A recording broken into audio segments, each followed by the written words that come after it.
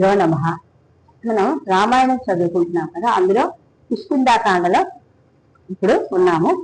వీళ్ళంతా కూడా అంగదుడు మొదలగు వారంతా కూడా బిలంలోకి వెళ్ళి అక్కడి నుంచి బయటకు వచ్చారు. వాళ్ళు ఇలా వాళ్ళ ఆలోచనలు వాళ్ళు చెప్తున్నారు.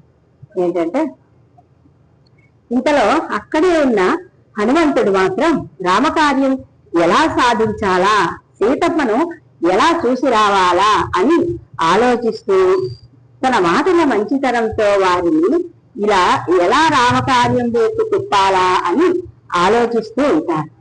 హనుమ ఎప్పుడూ కూడా ఏ సమస్యలోనైనా తుది నిర్ణయాన్ని సంతోషకరంగా ముగిస్తారు. ఎలా అంటే, రాముడు సీతాన్వేషణలో ఉన్నప్పుడు కిష్కింధలో హనుమ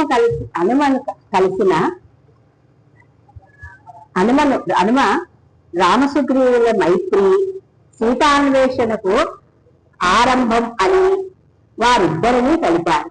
వారిని చూపించి సుగ్రీవునికి రాజ్యంతో పాటు రుమా తారలైన తన భార్యలను పొంది సుఖించేటట్లు చేశారు.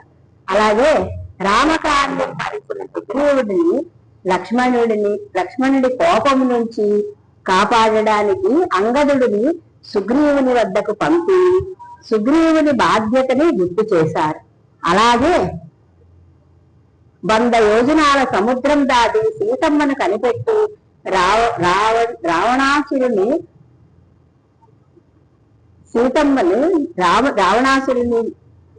లంక నుండి సీతమ్మని రామునికి అప్పగించమని మంచి చెప్తారు. అలాగే లంక నుండి తిరిగి 100 యోజనాల సముద్రము దాటి కిష్కింధకు వస్తూ చూచితిని సీతను అని చెప్పి రాముని మనసుకు ఆనందాన్ని కలిగిస్తారు. సీతను చూసి ముందుగా వానరులను కలిసి వానరరాజు సుగ్రీవుని వలన తనకు ఆపద లేదని చెప్పి మనమంతా కూడా ఆనందంగా బ్రతుకుదాం అని ఆ వానర సైన్యంతో చెబుతారు. అలాగే రాముడు కాంచన లంకకి వెళ్ళడానికి సేతువుని నిర్మించి రామకార్యానికి సాయపడతారు.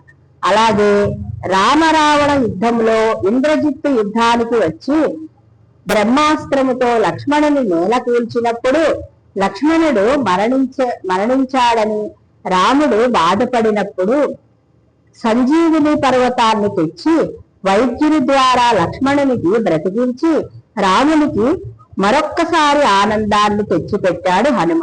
అలాగే రావణుడిని చంపాలని ఇంద్రజిత్తు చేస్తున్న హోమాన్ని కూడా పూర్తి చేస్తూ రాముడిని చంపాలని ఇంద్రజిత్తు చేస్తున్న హోమాన్ని కూడా పూర్తి చేసుకోకుండా ఆపారు.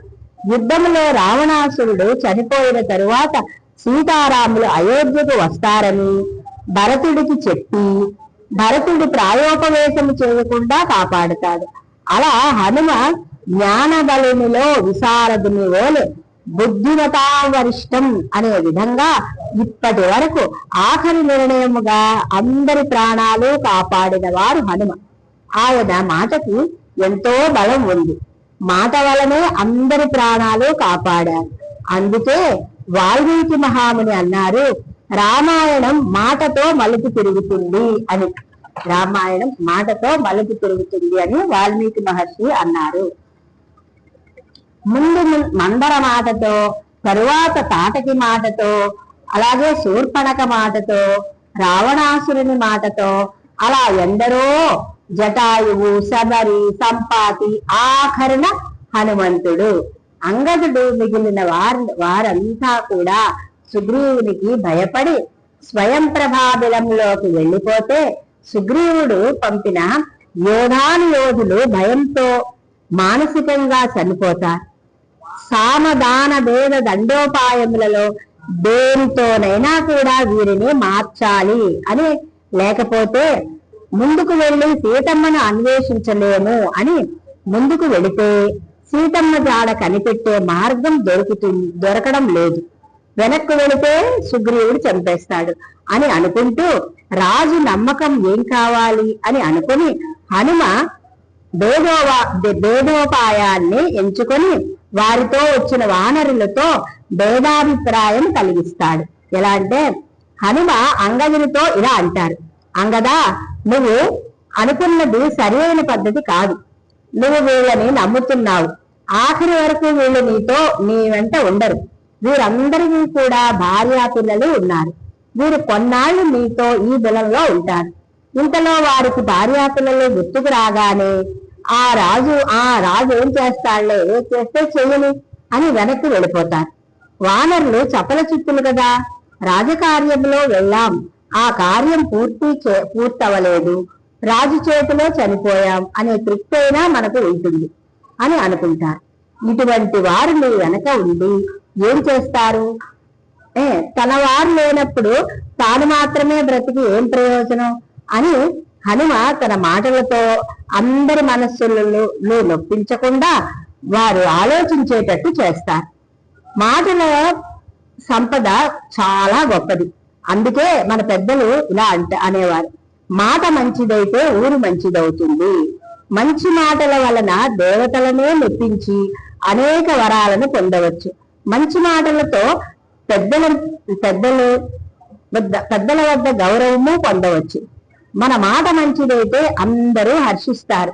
ఈ విధంగా హనుమ తన ప్రజ్ఞ వలన ఇలా చేస్తే రామకార్యము ముందుకు వెళ్ళడానికి దారి తీస్తుంది అని స్వామి హనుమ ఒక అద్భుతమైన విషయం చెబుతారు.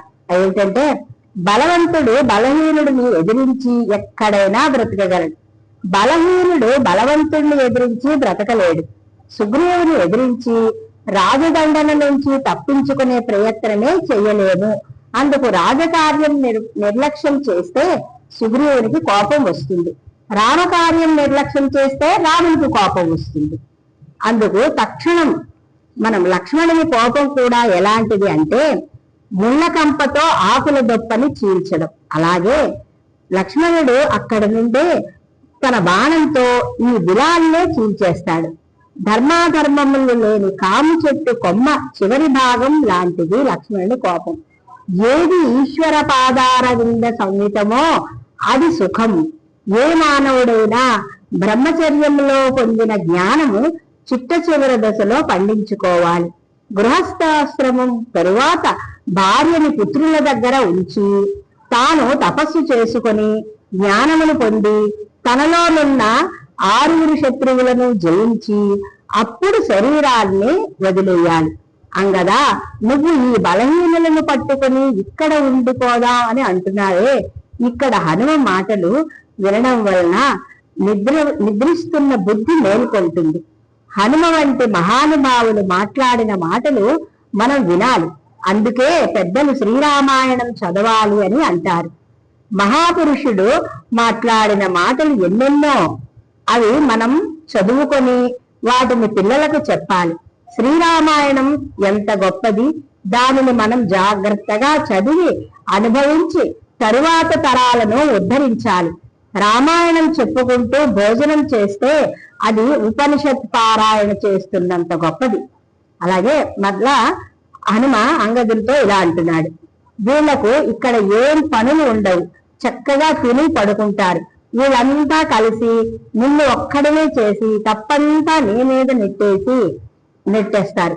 కాబట్టి వీళ్ళని నమ్మి ఈ బిలంలో హాయిగా ఉందామని మాత్రం నువ్వు అనుకోవద్దు.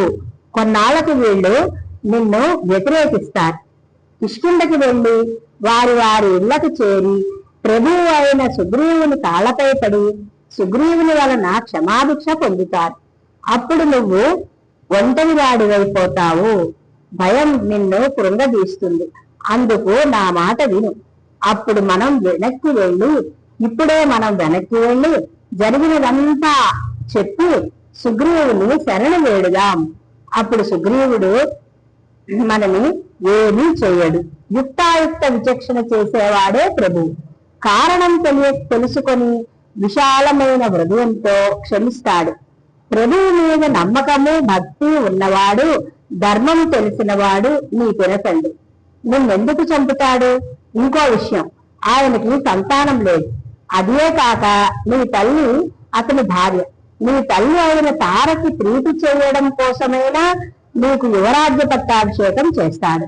నీ తల్లిని బాధ పెట్టి రాజ్యానికి యువరాజు లేకుండా చేస్తాడా? జ్ఞానులైన వారు తన జ్ఞానంతో ఆకాశాన్ని అందుకునేలా చేద్దామంటే బుద్ధిహీనుల బుద్ధి పాతాళానికి చూస్తుంది.